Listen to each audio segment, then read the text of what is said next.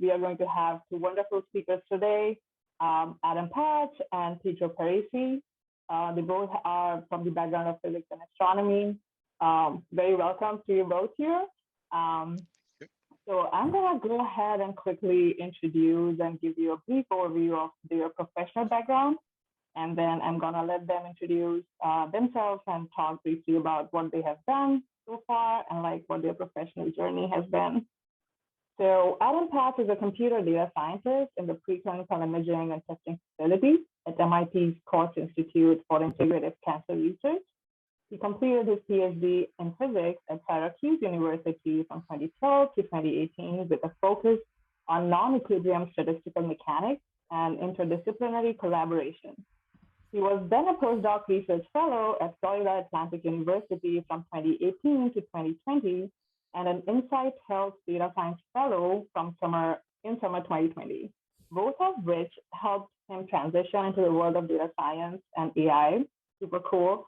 And since transitioning from physics to data science, Adam worked at the Personalized Health Network Patients Like Me from 2020 to 2021, before moving on to his current role at MIT.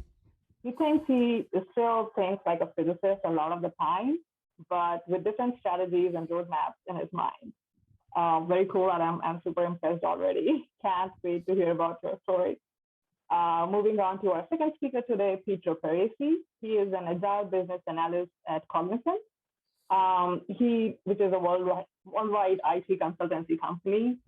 He received his PhD in astrophysics from University of Bologna on April 2011 and worked as a research scientist at National Institute for Astrophysics in Bologna and then in Rome on a multi-wavelength study of hard X-ray sources from 2011 until 2015.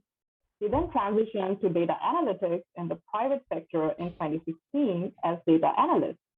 In 2018, he moved into the music industry, working for IFPI, representing the recording industry, Sony, Universal, and Warner Music worldwide as a product manager.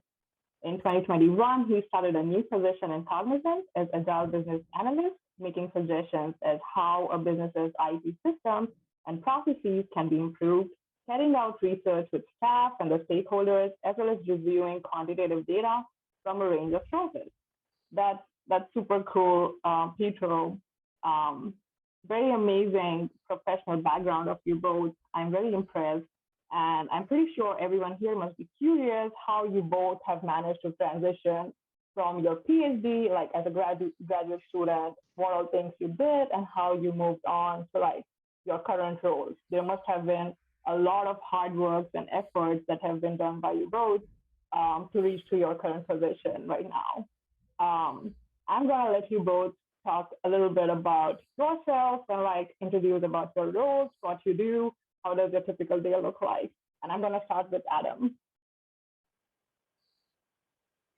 Yeah, thanks for the intro, Yasha. And it's nice to hear a little more about Pietro. I think I looked quickly on LinkedIn, but anyway, I think it's nice because I think we have some somewhat parallel but different backgrounds. So cool.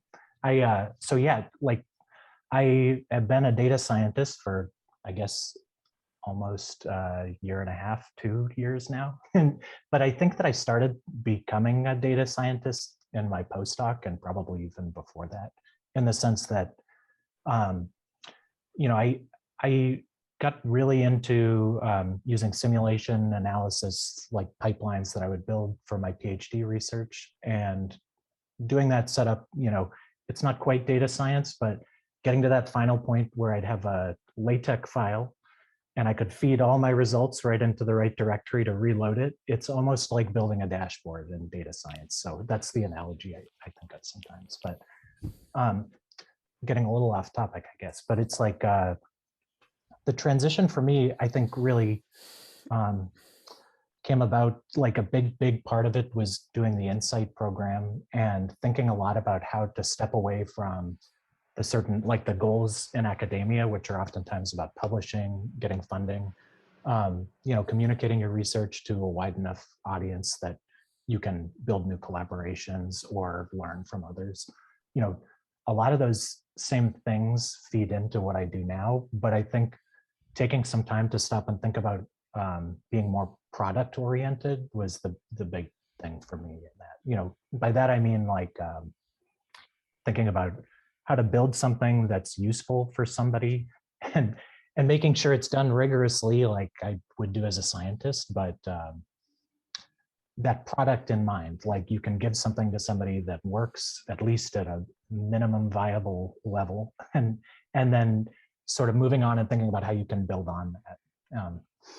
So I worked at Patients Like Me right out of the Insight program. I connected with them through that. And so, you know, that was like a boot camp, but also a networking opportunity, I think. Not I think, it definitely was. And from there, you know, learned a lot from the company Patients Like Me, because they've been around for a while with a legacy site and a lot of data under very careful, you know, policies because it is healthcare data. And there's also a company going through a lot of change. So I got to get my hands on a lot of things because people were leaving kind of rapidly. And, you know, I can answer more questions about that, but I think it's a common thing in the world of startups. And startup is a broader term than I realized. I guess I learned from that experience too, because they've been around for a while, but revamping a business model can make something a startup again. But yeah, I think now the role that I'm in is sort of built on that experience, you know, working with data at scale, working on, you know, building out product visions with people on the product team, the engineering team, the data science team. And there was one other thing I was going to say about that. Oh, yeah, and so did my postdoc, because the work that I'm doing now at MIT, you know, is in the preclinical research area, which is, you know, the postdoc I was working in was multidisciplinary in the sense that I worked for a physicist, but spent a lot of time working with biologists in the lab and thinking about quantitative problems they were facing. So I think the combination of the product mindset and the sort of interdisciplinary mindset is what I've tried to put together, you know, and what's working for me now in this role. So yeah, I don't know. I can answer tons more questions. That's just like what came off the top of my head because I, as promised, didn't prepare. But please ask away, and Pietro, you can go ahead and introduce yourself too, I guess, depending on that. Thank you, Adam. Yes, so, and please stop me because I am a very talkative person. So I can start doing and talk for hours and hours. So I don't want to, you know, bother you with that. So anyway, so my name is Pietro. Thank you, Ayasha, for the introduction. As you can hear from my very British accent, I am an Italian guy and from the south of Italy. So, and I studied mostly in, I took my PhD in Italy and collaborating with other institutes around the world, let's say. So coming to the question, Yasha question. So I would say that, you know, so what the Adam path was a kind of, you know, a smooth path, you know, transition. Mine was just like, I would say, it is a discontinued, you know. At a certain point, I just stopped doing what I was doing and start a new career. So just let me explain this a little bit. So I studied, as you said, Yasha, very well. So astrophysics. So I was actually dealing with during my postdoc and during my PhD with the study of the multi-wavelength study of AGNs and also cataclysmic variables. And I was enjoying a lot what I was doing. So astrophysics was my passion since 12 years old. So this is what I was always been, I wanted to do. And even with difficulties, you know, and other things, because I was coming from the south and then I moved to the north at 18 years old, you know, to study this topic, this subject, and with all you know the problems that comes from, you know, moving in another city with other people and at a very young age. So I went through, you know, and I got it, and this is what I wanted to do, always to do. So be in astrophysics. So during my postdoc, I just starting to realize that in a kind of way, my life balance was not quite that. You know, it was it was more everything from working. So working, because you know this is happened when your work is also your passion. And so I was working, you know, days, you know, 7 days in a week, even after hour, and you know, because I was curious and I liked what I was doing. But at a certain point, and I traveled a lot, so this kind of job gives you the possibility to attend international conferences, going around the world, collaborate with other institutes. So just to say, I collaborated with you know, the Mexico University. Then I went to, you know, Canada, USA, Australia, India, South Africa. I was an observational astrophysics. So I was going to the ground-based telescope based in, as I said, in South Africa, in Mexico, and in other place. And I was taking data. So I was spending nights. So they say beautiful. I saw very beautiful things that I will never forget. Anyway, so spending all sometimes 15 days, 15 nights, you know, in some of these places to take data and then elaborate and analyze that and whatever. So, but at a certain point, after, you know, 33 years old, you just decide and say, this is really what I wanted to do. You know, everyone probably a little bit knows about how it's going into research. So you have a contract, it is on a project, you stay 1 year and a half, 2 years in a project, then you change project, but you need to change also probably the city, you need to change the country, you need to collaborate with other university, and, you know, moving. And I was a little bit tired to start again and again and again every time. So at a certain point of my life in 2015, at the end of 2014, that I just saw my last postdoc was ending, and I just took a gap year. So how you call gap year, sabbatical year. So, and to decide what I want, what to do of my life. So in the meantime, I won also a postdoc to Warsaw in Poland, to the Nikolai Copernicus Institute.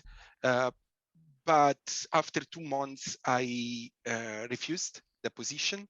And I said, you know, I need to think to my life and to what I wanted to do of my life. And so took this gap year, and where I, you know, how can I say, learn new things. For example, I took some courses about how I was preparing in a kind of way myself to a change, because this is what I realized after. I said, okay, this astrophysics is my passion, but do I really want to keep up with this life for at least other 10 years, 15 years? So it is very nice at 28 years old to travel a lot, to travel everywhere, you know, and to see new culture, new people, and to visit new cities and whatever.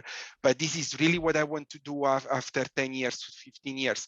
And so I said no, because I wanted a more balance in my life. And this is when I started to add course to check, you know, in the web, and to see which kind of skills someone could have to make the jump from something public and from university, you know, to something that is a private business, private company, that, believe me, is totally different. So it's two different mindset.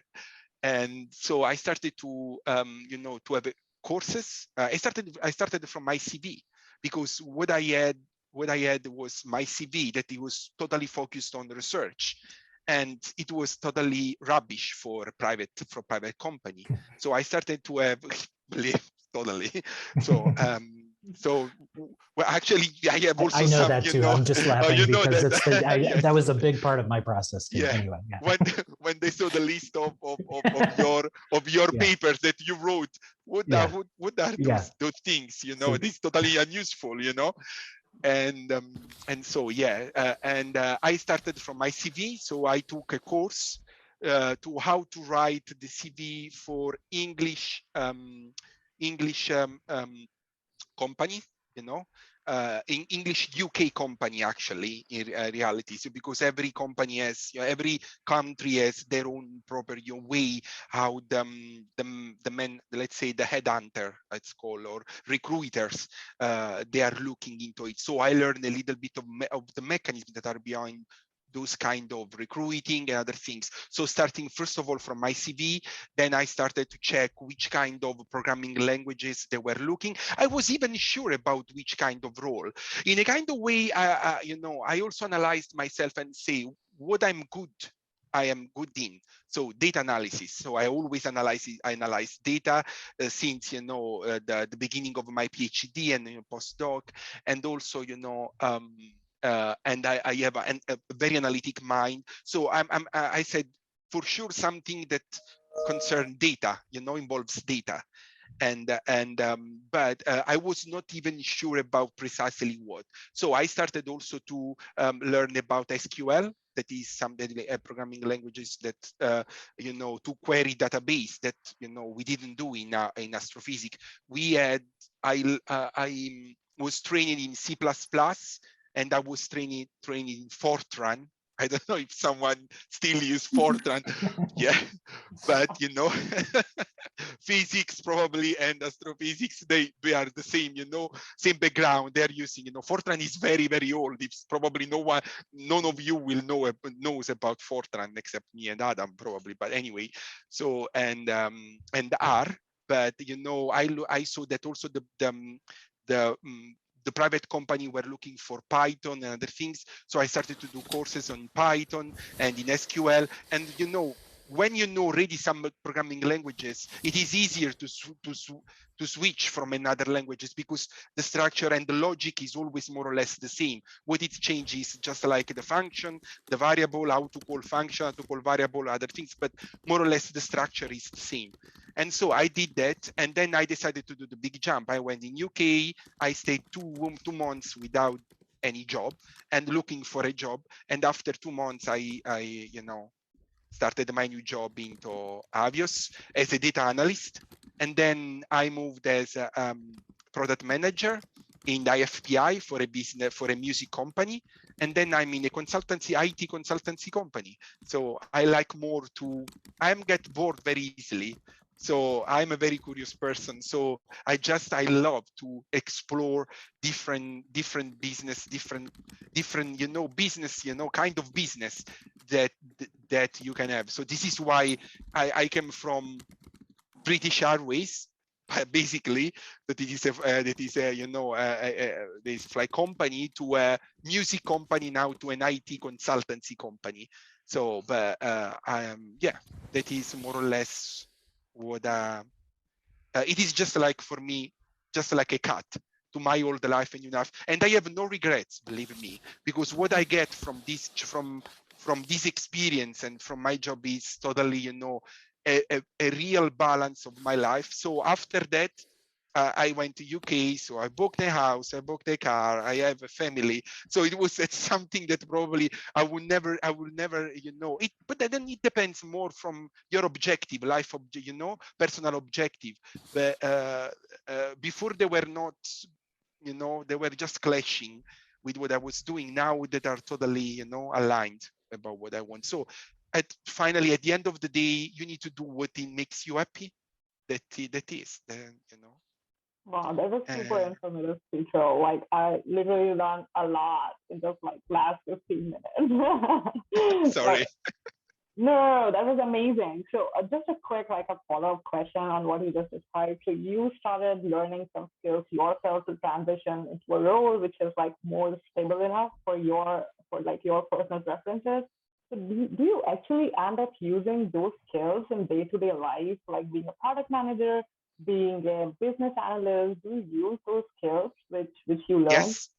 Okay. Yes, I use those. So first of all, in my first position in Avios, that is the reward company of British Airways, I was a data analyst. So I was dealing with the redemption and collection of Avios. That is this kind of I say coin that used used by people to buy or collect points in order then to take flights or to take other to buy other stuff, you know. So and I was analyzing all this data that came from, you know, million of user, and those analyses were used to drive market decision and you know, strategy for the company. And actually I was using SQL a lot. So because obviously these our system was based on a relational database, Teradata. I don't know if someone knows something about that, but anyway, I was using Teradata as SQL, and I was using a script in Python to run some other analysis. It was not written by me, but at least I was knowing Python. I was able to run and to modify it, you know, if I would do that.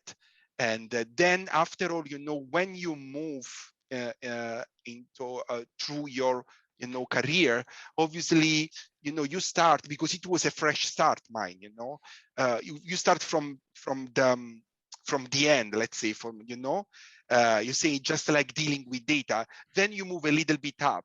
So in my next one as a product manager, I was not dealing anymore with data by myself. I had people to do that with me, but knowing the SQL and knowing the structure, how, you know, database are built, how, you know, knowing the language, I was able to drive them, you know, to the right answer and to have the analysis that I wanted in this case.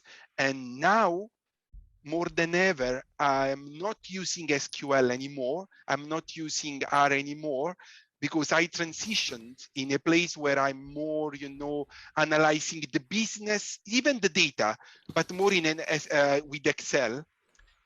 That is not very nice, I would say. So probably Adam could say the same. We don't, you know, probably usually researcher or scientific people don't like Excel very much. So, but, you know, when you are in the private company, they use only those tools, you know, at a certain point.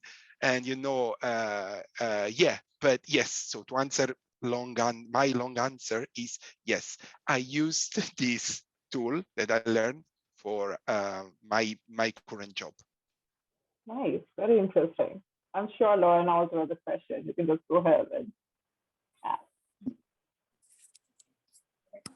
Yeah, so I have a question. And like I'm nearing the end of my PhD program, and like there's so many different paths I can take. So I'm curious to hear a bit of your insight about what you like about your current job, what can be difficult challenges, like work demands, like your responsibilities, just things of that nature. And we can start with Adam. Sure. Yeah. I mean, I think what Pietro was saying about taking that moment to stop, I mean, this is just a general thing that I needed to do too, is to stop and think like, I've been in this academic mindset, and there are a certain set of things I know I feel expected to continue doing if I'm going to stay on that path. But getting in the way of the balance in my life was a big reason that I, you know, ultimately decided to take a step away from being a physicist. But anyway, I think for me, a lot of this is rooted in that. And one thing I like about what I do now is I've kind of found, like, I still like the idea of being involved in research, and that's what I get to do now. But I'm a core staff member, like a core staff scientist, meaning I work at a specific facility and enable research by applying data science to that. And because of the way that's structured, it's actually more like a business. And I appreciate having this sort of firewall for how my time is used. And that's something that I found, you know, I hoped to do more in a company setting. It wasn't, I would advise against, if you're looking for that, against being in a startup, because people don't really, it's almost worse sometimes than how it is in academia, because they'll want you to finish it and you might not be sure of the result, but you got to get it done on this timeline and send it along to somebody. And I'll say that made me uncomfortable. And it was one thing that I tried to move away from. And one reason I'm really glad to be back in a university setting. But that's not to say that this is an easy world to work in either. because the flip side of being in a university is things happen a lot slower. And there is a lot more political clout to different people who are involved in making decisions that, is good in my mind, but it's more of a negotiation process across than it is like up and down, if that makes sense. Because in an organization like the one I was in before, I interacted up and down a lot. But what I really like coding, I like programming, I like diagramming out, data structures, but also, like one thing we're working on right now that's exciting, I've worked in Python, and SQL or SQL, however people say it. It's there's a great old commercial of Bill Gates and somebody else arguing about the phrasing of that that's in my mind right now. But side note, but yeah, I think getting those skills down enables you to work with data, and I like figuring things out in code. I also really like scoping out projects. Like I think that's one of these things with the product development process, or like thinking in a more agile way about this. I like getting to a point where there's a result and I can pass that along and kind of like close that. I mean, it's not that I don't go back to it, but it reaches like a milestone. And that's something that I never, I mean, there were milestones, of course, in academia, but it was always like, it was like more anarchy is the way I think of it. A lot less structure a lot of the time.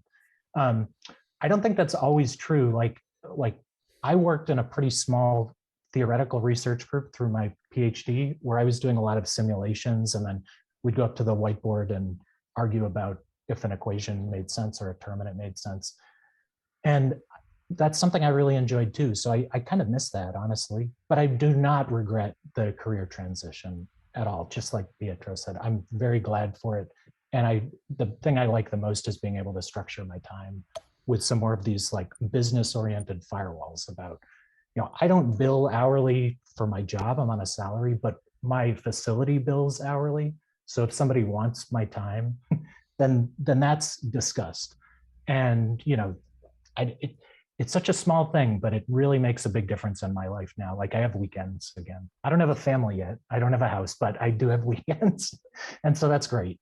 And, the work from home thing is also, it's really nice. I mean, I could probably name a lot of other things, but those are the key things I really like. Thank you so much, Adam. Yeah, it's really nice to hear that, because like I've just been within a PhD program, so it's so easy to be like the grass is greener on the other side mindset, and it's nice to actually get that perspective. And yeah. Pietro, you kind of touched upon some of this, and so the same question to you, like how do you feel about your current position, likes and dislikes? Yeah, no, as I said, so I am totally happy about that. So you are in your, end of your PhD program. So you should figure out in a kind of way to answer in a kind of way your question, what are you willing to do? That's the point. So just let me explain me a little bit. So when I was in the academic, so how can say, I had here, but I forgot, sorry.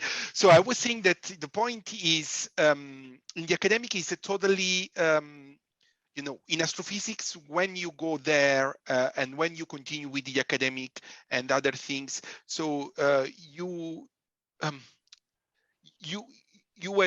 were expecting to do some things, for example, leaving the place, you cannot decide where to stay, because at a certain point your contract ends and you need to move in other places, you need with other city, with other countries, other language probably, because it's English, if you go in Germany, if you go in Poland, or if you go in Spain, so the main language is not English. And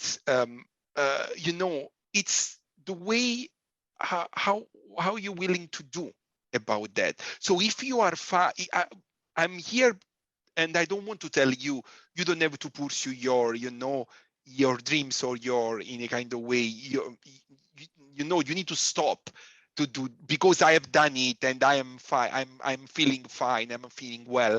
So you should do the same. So every person has their own, their own objectives. And in their own way are in a kind of way are unique. So in a kind only you finally you can choose. From my perspective, I would say that what I have done, as I explained already, I have, I was tired about my life, about was the research was pretending from me, you know what I mean?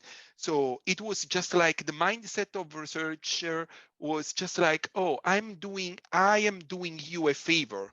So to me, giving you a position and giving you, you know what I mean, the perspective to keep on with your research. And I really didn't like that. It was totally unrespectful in a kind of way, but was just like the way. So there were many things like changing country, changing city every time, starting again. So the mindset of a researcher, and that were not kind of after a few years, I was totally annoyed about. So, and this is why then I moved into private, and I feel totally, again, well about that. I feel that I could fulfill, it's, first of all, the mindset is changed. So if you can know, you notice that they appreciate you a lot, first of all. And it's not just like they are doing you a favor, but they appreciate you about you are spending your time, you're giving your time and your skill to them to make, to do something with them, for them, you know what I mean? They appreciate you, they appreciate your skill, and they really are so respectful about that. And we can say also well paid, by the way, so in certain case. But this depends also from your skill and from your level of service, let's say, that you provide to the company. So I liked a lot this way, obviously, but then it's not for all, I would say, because as Adam said, things are going quicker, totally quicker. They are very, very fast. So you have, even in research, you have deadlines or whatever, but the deadlines 2 months before, 3 months before, when we were, I was planning a scientific rationale for example, for a ground-based telescope, to have time from a ground-based telescope. I knew this 3 months before, so I had 3 months to prepare myself about something that was probably, if you concentrate, even taking 1 week, 2 weeks, you know what I mean? And now instead you are moving in a more agile way, agile in all the, I'm speaking of agile methodology. So we having cycle of 2 weeks, when you need to deliver stuff in 2 weeks. So it's, I would say it's not for all. So you need to have some certain skills, but not skills that you can acquire, but skills that are personal to you. You know what I mean? So you need to work very good under pressure, for example. So if you are a person that doesn't work very well under pressure, or it's it could be a little bit difficult, because you have some pressure sometimes about things that you plan things, but they don't always go as you want. So and there are actually personal skill, so social skill, that you can also improve anyway. But my advice is that if you choose then to move in another sector or whatever, so my best advice is also to take your strength and to make your career around your strength. So you need to take your strength and you need to burst that strength. For example, I was at the beginning, I was a data analyst, so analytical mind. So I started with data analysis, analyzing data, but I am also a talkative person. I am also a person that goes very well with people and I'm empathetic, for example, with people, and I'm able to understand and to put myself in the, let's say, the body of another person. Let's say, sorry by my English, but I don't know exactly how, to say. Probably you understand me, but this is what I empathetic, and also, quite, I had a very good problem solving. So, and I took all these kind of strengths and I say, okay, let's move toward this, from data analyst to product manager to agile business analyst. And I can tell you, so how I want to end up in my future, like a CTO, a chief technological officer. So, but I have a very, settled mindset, and I know exactly when I want to arrive with my skills. So my advice is just like take your strength and boost them. So make them better and build a career around these strengths. So that's all. Wow, very Sorry. Very interesting. much. Yeah. So like Yeah, just like, oh yeah, go ahead, Adam. You go ahead, Yasha. Yeah. Yeah, I was thinking, Pietro just mentioned that you have a very outgoing personality. You like to interact with people more rather than like being isolated and given a task to get done by yourself. Like you work great in a team rather than by yourself. And I kind of related so well because I am a very similar person. And I'm thinking that, like, as you mentioned, your future ladder, professional ladder would be chief technical officer. So aren't the expectations going to grow more on you to like do more technical stuff, do more coding, and like do like deal with the data more and like order like just manage people to do that on like managing people and less of like team interaction? I'm just kind of like thinking. Yeah, because this is what's happening. You know what I mean? It's what's happening is that I am obviously leaving a little bit the data that I like a lot, the data analysis or the aspect of data analysis of my job, and I'm more going towards a role that is more managing people, but in kind of sense not managing people. Otherwise, I would be a chief HR. You know, so it's managing people, but always in the IT. You know, in technologies. So around, which kind of the strategy to, to take to burst or to solve problems of a company or of an entire sector of an industry or other things. So it's, yes, managing people, but also, I'm doing a lot of meetings and other things. Before we didn't know in research what a meeting was. You know what I mean? You were just like going and doing your job. Now, yesterday I had a meeting from 9 to 4. They called workshop, but it was just like, I was just like tiring, believe me, tiring. And unfortunately, I am with my laptop so that I am not in presence, so I can do other stuff sometimes during these kind of things, Otherwise, can you imagine me? So me, after 1 hour, I just got fall asleep. You know what I mean? So just like, so this was very, very good that I can, stay on my laptop. But yes, I think it is just like, again, a natural transition that you are doing, you know what I mean? So, and I feel that because I want to try different things. Data analysts give me the experience of staying on the back end of the stuff. Then I became a product manager staying on the front end. Now I am in the middle point, front and back end, So, and because I believe that you need to try any flavor, before to take a decision or before to have the clear idea of what you want to go and what do you want to arrive in your life. You know what I mean? So it's just like, I'm taking a little bit piece of everything and then just like, come up with my personal path, personal and professional path in this case. So it is just like a natural one. I'm a little bit, it's fine that I am moving, I'm transitioning in a more managerial role, but there are still window to use data, to analyze data and other things anyway. Yeah. Very cool. Very cool. Good to know that. I'm gonna move on to our next question. Like we just like formatted the talk in a way so that we can answer key questions and like at the same time get the information we as grad students need the most right now.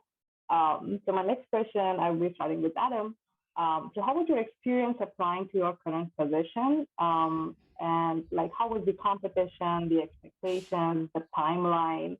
And what was the interview process like? When you appeared for the interview, I'm pretty sure you must have appeared for a ton of interviews. So how was the process like? Yeah, no, that's a really good question. I think the interview process for me, for my current role, it was actually like very different from almost every other role I was looking at. This was kind of a surprise find while I was looking for otherwise mostly industry jobs. It just happened to fit really well with my background. And so I think that, it was much slower.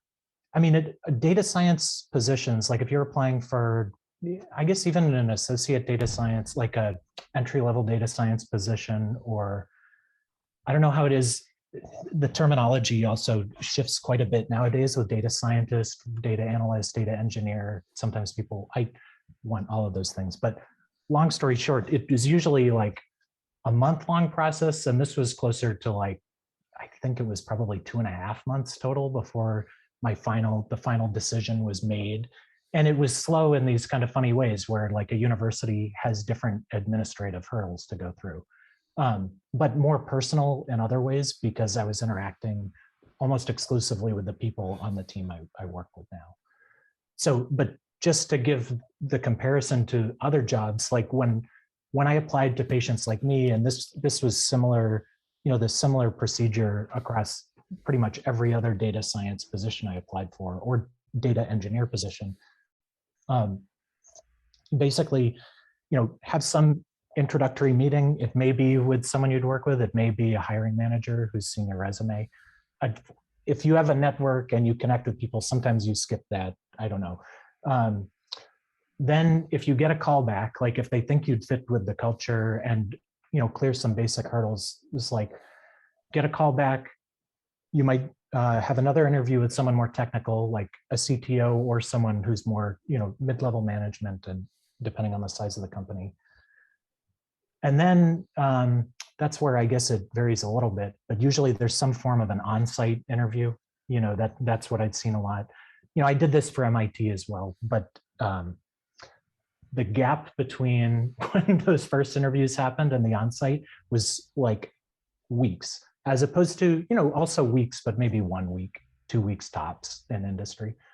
But yeah, I think the interesting thing about this is sometimes you get these really enthusiastic responses. Like the on-site interview often involves a data challenge or like some assignment. They either give you some clue as to what you're going to be asked about on-site, which is how it was at MIT. So it was just on the fly answering questions and talking about different machine learning applications to their data. Or more often in industry, I got a take-home assignment where they say, don't spend more than 8 hours on this, ideally not more than 4. And you get like a week, turn it back in.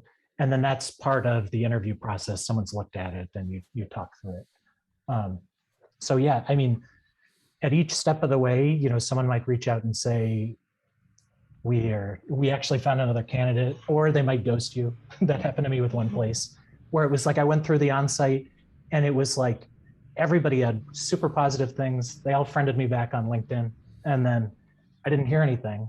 And I messaged and, it was like, oh, we found another candidate. We shouldn't tell you this, but we're still interested. It's like, I got to ignore this. Anyway, there's a lot of this sort of, like understandable game process to it. I think some people want to make it simpler or have like more direct kinds of interview processes now, because sometimes like one interview I had with a consulting company, it was a big name place and it would have been pretty exciting to work there. But instead of giving me anything on paper, I showed up to the interview and they wanted to ask me to not even, nowadays whiteboarding often is in like a Google Doc or a Word doc screen share. And this was like, I showed up and they just wanted me to recite SQL queries, like offhand. And it was this kind of thing where I kind of got the vibe that I wouldn't fit with that culture, because it seemed like, I was applying for something that was a little bit higher level than just writing queries. And yet they still just wanted to like quiz me like that. I don't know. We all get different reads on different companies. And I think the thing about it though, is like, Pietro mentioned being empathetic about this, like, like it really helped me with the interview process. Also on the other side of that, but when I was at Patients Like Me, I got involved on the other side with interviews. And it's like when you're in between so many other things, you start to understand why people might seem like jerks through interviews. Because, oh my God, you want another person there, but it's not going to happen immediately. So anyway, that's my nice thing to say about interviews. But definitely the empathetic part, like in all of my interviews, I really think like a big part of this is like people talk about cultural fit, and I think it's kind of a problematic thing in some ways because it can exclude people who maybe they should make a more diverse workforce or something like that. But every company, every organization has a certain cultural fit to it. And I think that you get a lot of that in the interview. That for me was the case.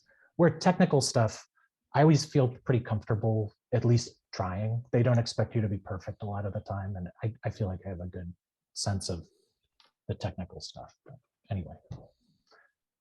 Very interesting, Adam. So how many interviews did you end up appearing for until you hear the perfect job you wanted? It wasn't as many as I expected. I mean, I definitely reached out to a lot more people than I actually interviewed with, like a lot. But I mean, I would say around 10 maybe. Yeah. But I'm combining two different job searches there because I did switch jobs pretty quickly. I would not recommend leaving within a year like I did. But if it's necessary, I absolutely support it. So anyway, and that was maybe something worth mentioning. Like I did this Insight Fellowship while I was still a postdoc. Like I negotiated this with my postdoc supervisor a year ahead of time. And like I knew I wanted to make this transition. I started working on some more Python-oriented projects. Spent a month and a half doing that and was really wanting to move to Boston. Like it was in the pandemic. I don't know if people read the news about Florida in the pandemic. I really wanted to get out. And like I already had the plan to go. So it was, kind of like I found that job. I had a couple other good interviews through Insight, but it seemed like it was going to be a great fit. And I moved to Boston. I didn't need to, but my family lives nearby. So I'd been wanting to get back up this way for a while. But anyway, sometimes diving into things really quickly is dangerous. And I forget why I even started talking about this, but it's, yeah. Yeah, good to know, good to know. And we are reaching about the end of the hour, but before I open up the ramp for people to ask questions, I would really like to know Pietro's perspective of how the interview process was like. Like how was your experience preparing for the interviews? Okay, to me, right, Yasha? Yeah. Yeah, okay. Yes. So the thing is that even into the interview process, research and the private company are totally different. So in research, I would say they look more to the competencies, what you are doing, which is your experience, which subject, which topic you studied, and how many papers you wrote, and all these kind of things. Into the private company, they look more, yes, your skill, that's correct, what you are doing, but also they are looking to many other aspects. For example, if you are a good team player, if you are a good team leader, if you have problem solving. So they are looking also to other different aspects of this, even your personal, in the way how you approach to people, because private, into the private sector, you usually work with a team, and with a team of 5, 6, 7, 8, 10 people, and so you need to have those kind of skills that goes well with other people, and then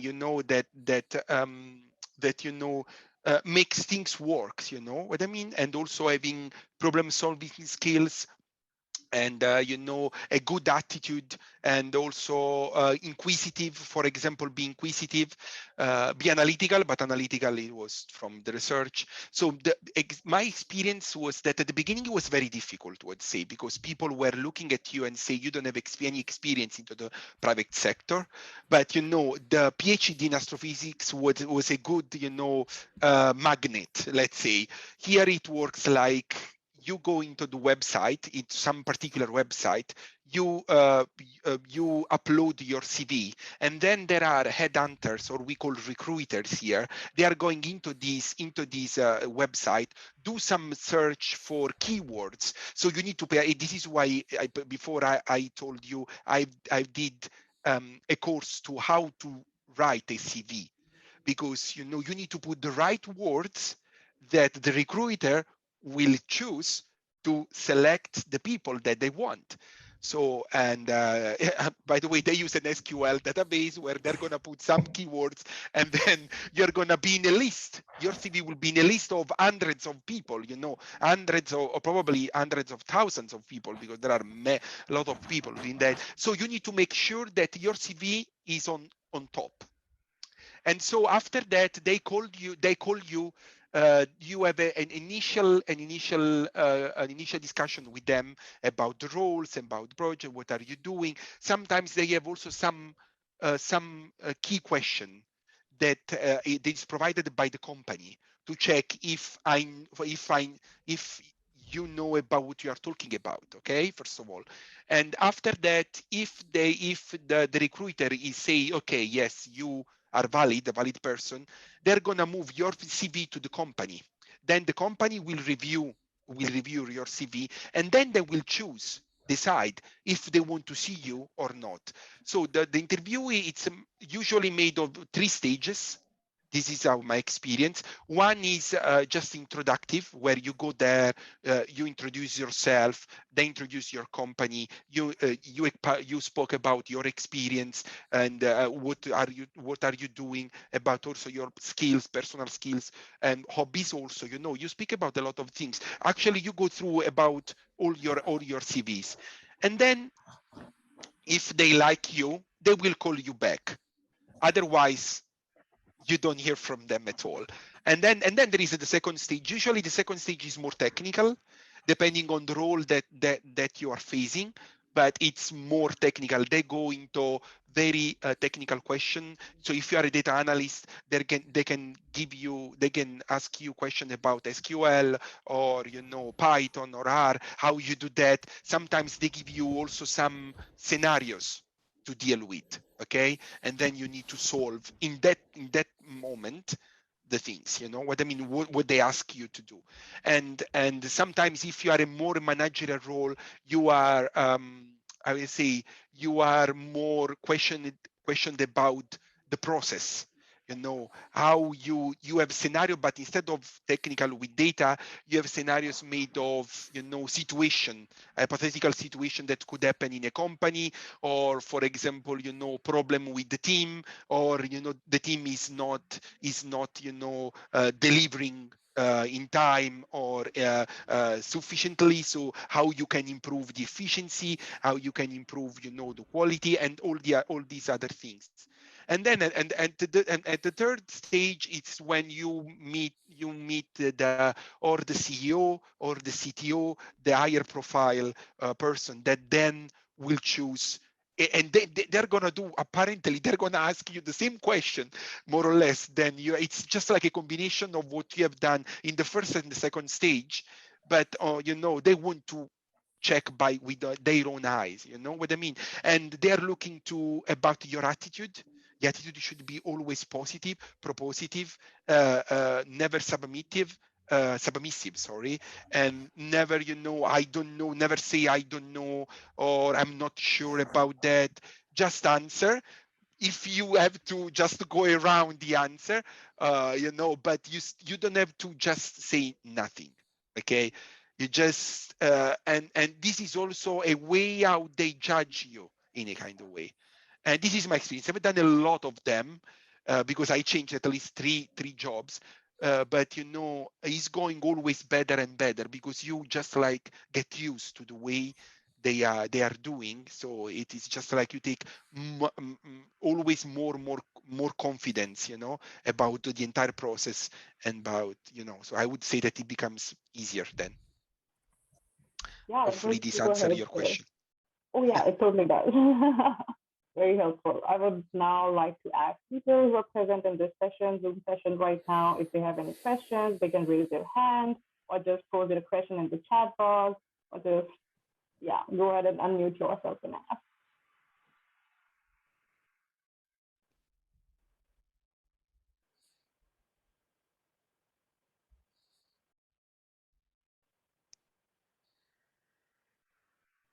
Yeah, if they want to take a couple minutes, that's totally fine. We are kind of reaching the end of the hour, and that was like the perfect timing to have this session here.